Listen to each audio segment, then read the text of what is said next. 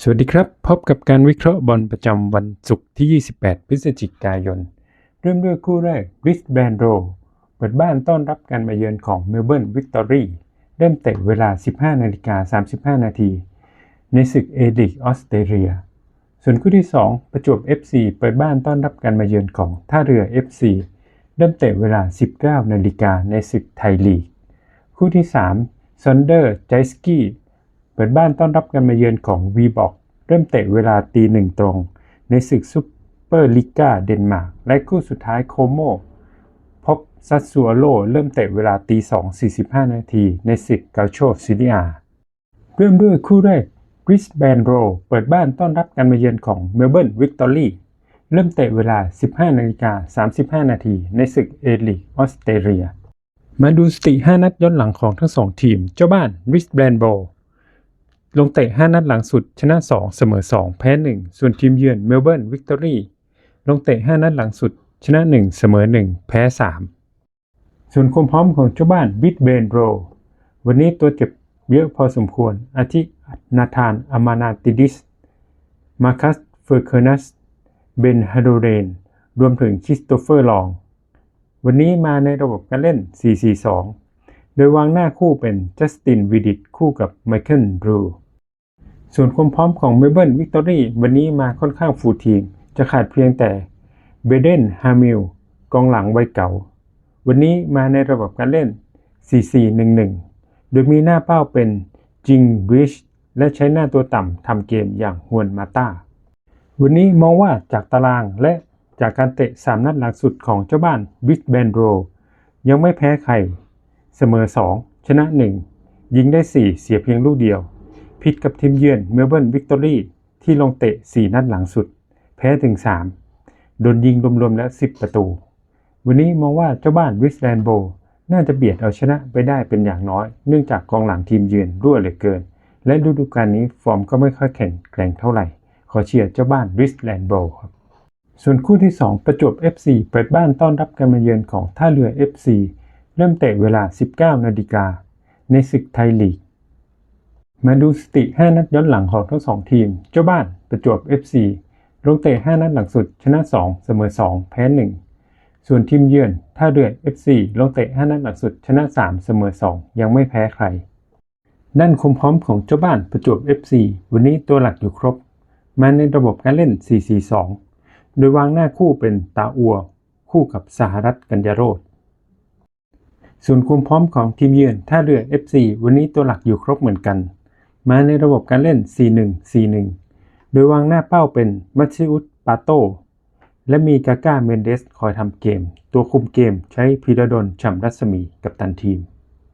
วันนี้มองว่าประจวบ FC ที่เล่นในบ้านฟอร์มค่อนข้างดี 5 นัดหลังสุดยังไม่แพ้ใครชนะ 3 เสมอ 2 ยิงได้ 6 เสียเพียง 1 ประตู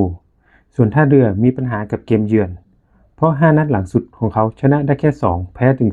3 ยิงได้ 4 เสีย 4 วันนี้มองว่าประจวบ FC อย่างน้อยๆน่าจะเสมอไม่ถึงกับแพ้แต่โอกาสชนะก็มีค่อนข้างสูงขออิงเจ้าบ้านประจวบ FC ครับคู่ที่ 3 Sonder Jyski เปิดบ้านต้อนรับการมาเยือนของ Viborg เริ่มเตะเวลา 1:00 ตรง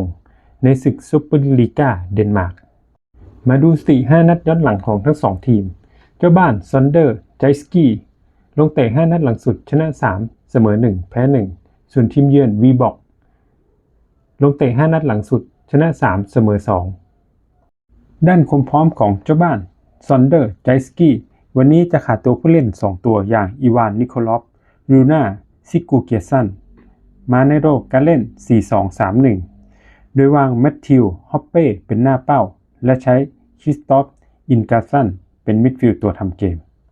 ด้านความพร้อมของทีมเยือน Viborg วันนี้พวกเขาจะไม่มีซานซาเลเตลรวมถึงโอลิเวอร์บุกการ์ดมาในระบบการเล่น 4-3-3 โดยวาง 3 ตัวรุกเป็นชาลีนุกทีมเฟรดิกและซามีครูชู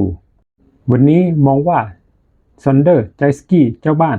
ทีมอันดับ 3 มาเจอกับทีมอันดับ 1 อย่าง Viborg ต้องบอกว่าฟอร์มดีด้วยกันทั้งคู่แต่วันนี้ทีมเยือนออกมาต่อเจ้าบ้าน Sonder Jyski ลงเตะ 5 นัดหลังสุดในบ้านยังไม่แพ้ใครบน 3 หน้าแบบนี้ และรอลุ้นแชมป์กันแบบนี้ขออิงทีมเจ้าบ้านเชียร์ซันเดอร์ใจสกี้และคู่สุดท้ายคู่ดึกของวันนี้โคโมเปิดบ้านต้อนรับการมาเยือนของซัตซูโอโร่เริ่มเตะเวลา 2:45 นาทีในศึกกันโชซิเลียมาดูสถิติ5นัดย้อนหลังของทั้ง2ทีมเจ้าบ้านโคโมลงเตะ5นัดหลังสุดชนะ2เสมอ3ยังไม่แพ้ใครส่วนทีมเยือนซัตซูโอโร่ลงเตะ5นัดหลังสุดชนะ2เสมอ1แพ้2มาดูความพร้อมของเจ้าบ้านโคโมวันนี้พวกเขาจะไม่มีอีวานสโมซิตที่ติดโทษแบนแต่จะมีข่าวดีเมื่ออัลเบโต ดอสเซนาหายเจ็บกลับมาพร้อมช่วยทีมวันนี้มาในระบบการเล่น 4-2-3-1 โดยวางหน้าเป้าเป็นอัลวาโร โมราตาและ3มิดฟิลด์ตัวรุกเป็นเจเดน แอดไอ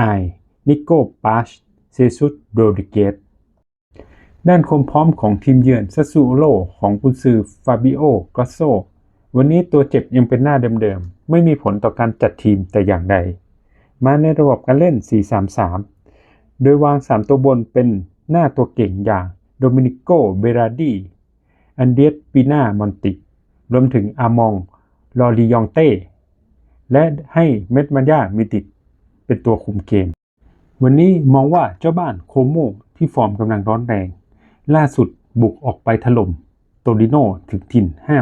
5-1และในฤดูกาลนี้พวกเขายังไม่แพ้ใครแต่ทีมเยือนซัสซูโอโร่ก็ฟอร์มไม่ธรรมดาลงเตะนอกบ้าน4นัดหลังสุดชนะ3เสมอ1แต่ยังมองว่าโคโมบอลเป็นระบบมากกว่าเกมรุกดีเกมรับดีผิดกับซัสซูโอโร่ที่ฟอร์มเอาแน่เอานอนไม่ได้และที่สำคัญบอลเจ้าบ้านโคโมเป็นระบบมากกว่ามองว่าน่าจะเฉือนเอาชนะไปได้อย่างน้อยสัก1 ประตูขอเชียร์เจ้าบ้านโคโม